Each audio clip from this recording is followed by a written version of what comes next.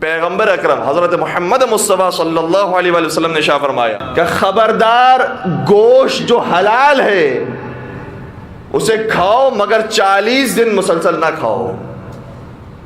اب اس کے میں اثرات بیان کر رہا ہوں۔ کھانے کے کیا اثرات ہیں؟ انسان سمجھ رہا ہوتا ہے کہ صرف سننے کے، تبلیغ کے، وعظ و نصیحت کے اثرات ہوتے ہیں، نہیں، کھانے کے اثرات ہیں۔ اور یہ آج کی جدید سائنس نے ثابت کیا ہے اور کتنی جگہوں پر تجربے ہو رہے ہیں۔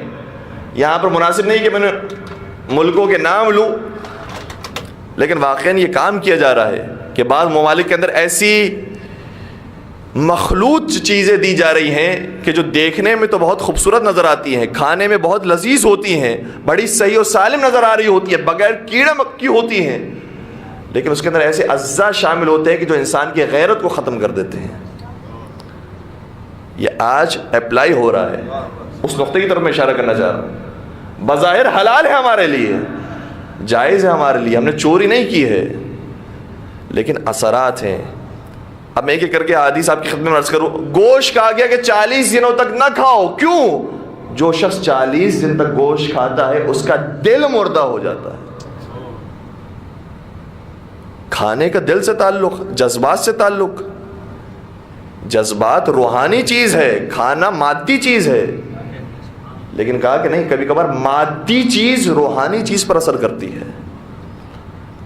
اور پھر ساتھ میں یہ بھی کہا خبردار یہ نہ کرو کہ 40 دن تک تم گوشت نہ کھاؤ، بلکہ اگر گوشت نہ ملے تمہیں 40 دن تک تو کسی سے قرض لو اور گوشت کھاؤ۔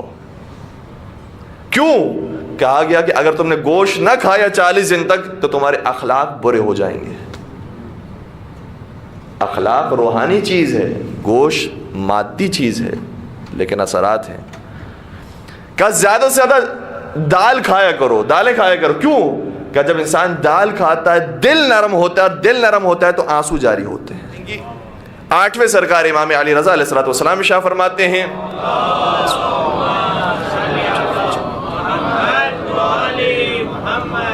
فرماتے ہیں کہ جو کی روٹی کو گندم کی روٹی پر ایسے ہی فضیلت حاصل ہے کہ جیسے ہمیں دوسروں پر حاصل ہے۔ دونوں حلال چیزیں ہیں، لیکن بیان فرما رہے ہیں کہ فرق ہے دونوں کے حلال ہونے میں۔ وہ کہاں، یہ کہاں۔ کا چاول کا استعمال کیا کرو، یہ اچھی غذا ہے، بدن کو ٹھنڈا رکھتی ہے، اخلاق کو اچھا کرتی ہے۔ پھر سبزیوں کے اندر بھی کہا گیا کہ سبزی ضرور انسان استعمال کر اپنے کھانوں کے اندر، اور بطور خاص کہا گیا کہ اگر کسی سفرے پر سبزی موجود نہ ہو تو انتظار کرو کہ کہیں سے کوئی سبزی آئے تاکہ اس سبزی کے ساتھ اپنے کھانے کو استعمال کرو۔ اور ائمہ کا طریقہ ہوتا تھا، کبھی کبھار بیان فرماتے تھے کہ ہم انتظار کریں گے، اگر تم کہیں سے سبزی کا انتظام کر سکتے ہو سبزی لے کر آؤ، اس کے بعد پھر ہم کھانے کا آغاز کریں گے۔ تو یہ بہت ساری چیزیں ہیں کہ جس کا